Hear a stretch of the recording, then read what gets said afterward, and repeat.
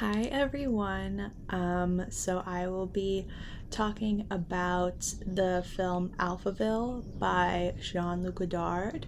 As you can see here, I have a picture of one of the night scenes from the film, so I thought that would be fun.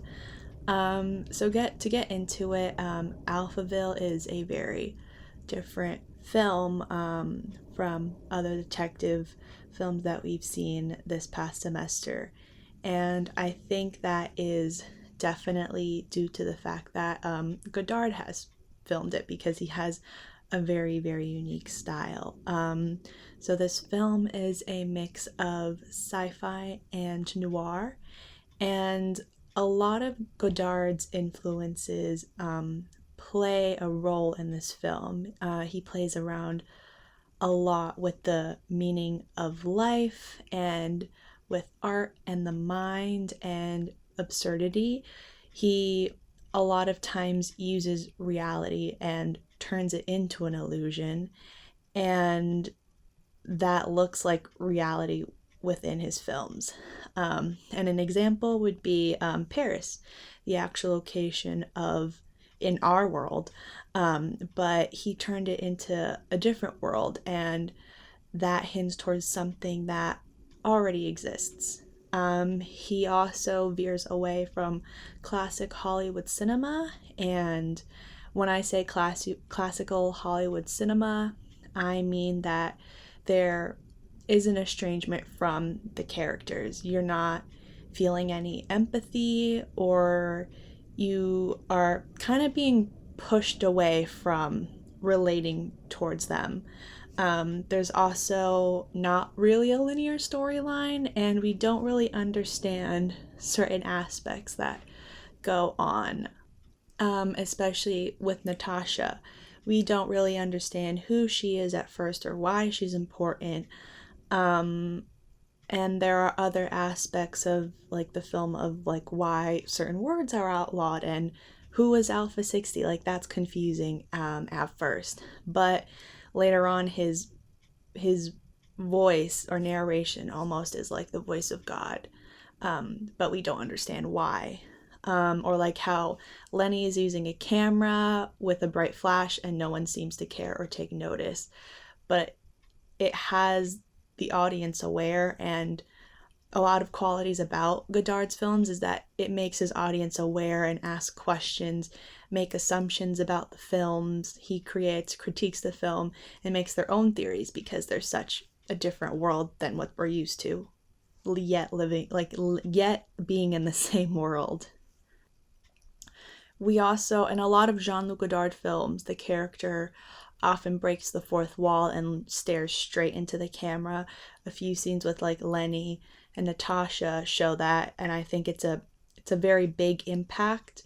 And in a way, it reminds you that they're almost like aware that you're watching them, and that you're watching a film, and it's not like real life type of thing. As we watch the film, we understand and start to dissect the rules of the world, but not completely understand that everything is going whatever, like everything that's going on. I think the also different thing from like old Hollywood cinema is we don't really get closure in classic Hollywood. There's always closure and a resolution with the characters, but in the end, it kind of leaves it open a bit, because we don't really see Lenny or Natasha going into the outlands of Alphaville. We don't know what life is and what places are like outside of Alphaville and what the people or the environment are like. So we only get that glimpse of what the outlands look like through Lenny and through who he is in his personality. As I watched and re examined the film and it played through my head, I think what Godard does very well is he uses the simplest and everyday environment, like the street, hotel room, lobby, office, swimming pool, places that we're all just very, very familiar with. He uses that to benefit him in this film. And he makes these places very familiar to us, but almost not familiar at all, or it's something very like eerie, and it's almost like it's from another realm. And instead of thinking of traditional sci-fi where there are, special effects, there's makeup, and the land looks almost super foreign and extraterrestrial, just a super different environment. And that normally what is defined sci-fi. But it's interesting to see how he still created a sci-fi film without all of those aspects and all of those qualities we know of sci-fi films today. And I think his way of making these environments very different is the use of natural lighting and practical lighting. So practical lighting is lighting within a scene that's being used to illuminate the actor. This film heavily uses and takes place at night. A lot of it also too without any extra lighting. Like you see the storefronts here, that's kind of like what they were going for, because Godard doesn't use a ton of equipment. He kind of just has like this really like the basic amount of equipment that somebody would need, whereas like some people would have a whole like they would have a whole lighting system, 3-point lighting possibly, for example, but Godard normally doesn't use that. So I think this darkness represents, especially in the story and visually, it definitely represents bits and pieces of noir. And he also uses light bulbs and flashes of light, but only in certain scenes, and that is put there very strategically, with mainly just one big source of light or one bright source of light, and it's almost like a spotlight effect. And I feel like there's no in between or balance between lighting the subject or an area perfectly. You either get natural lighting or lighting that already is in the set or in the space, and that's what kind of enhances everything.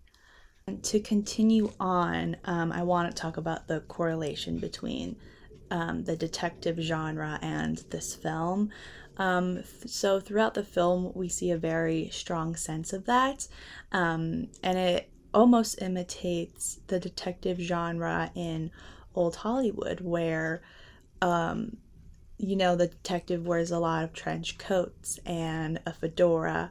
And in my opinion, Lenny is a hard-boiled detective because he is focused on the mission and is very street smart.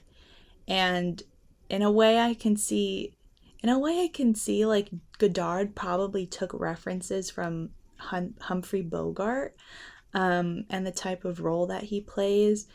And I believe that Godard has used like Humphrey Bogart and pop culture in his film before. I believe it was Breathless, but I'm not sure. But I know one of his movies does have that, and Lenny just reminded me of that essence. There's also violence in the film and destruction, such as the execution scene in the swimming pool.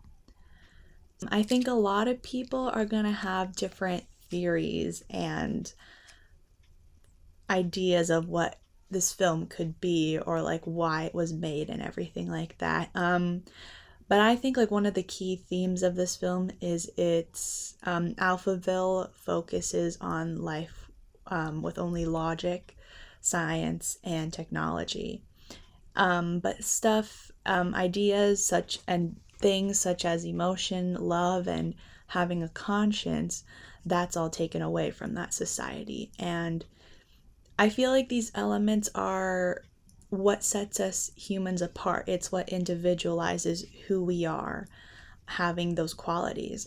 Taking Natasha, for example, we don't really understand who she is at certain points. And certain points, she's almost robotic to me, because she does actions and provides information. And we know in the beginning she's labeled as a seductress, but we don't really feel or understand her. But in the end, later she starts to become more human and have those emotions and want to learn. Later, halfway through, where she says she doesn't understand love, and Lenny later says you have to learn it to find it or find it yourself.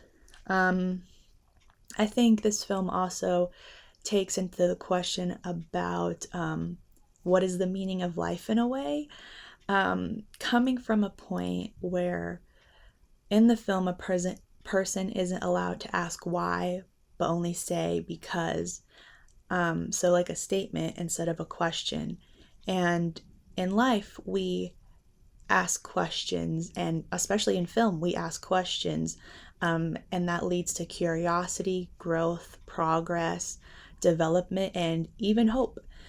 But when giving a statement, it's like something's already existing, determined, and figured out, and that's almost like what Alphaville is that everything's just kind of figured out already. And it leaves the world of Alphaville very monotone. The people are very monotone, leaving them without a sense of self. And I think that's like a whole underlying thing of the whole entire film, especially when down to the characters and the character development. Um, Perhaps as well, Godard could be talking about the future of this world where science and technology are taking over and we are relying on artificial intelligence more. And also, another side note, like something he also could be talking about, is looking into political oppression and on a society through a dictatorship. In a way, this film actually mirrors a film called 1984 by Orson Welles, in a society where everybody is being watched by Big Brother, and that definitely reminded me of Alpha 60. When I heard the voice, I was like, oh, this kind of reminds me of Big Brother from that film, and always just being present and coming in like at random points within the film, and there's no warning, the voice just comes in. And yeah, and I think that it shows that correlation between those two films, which I think is really interesting.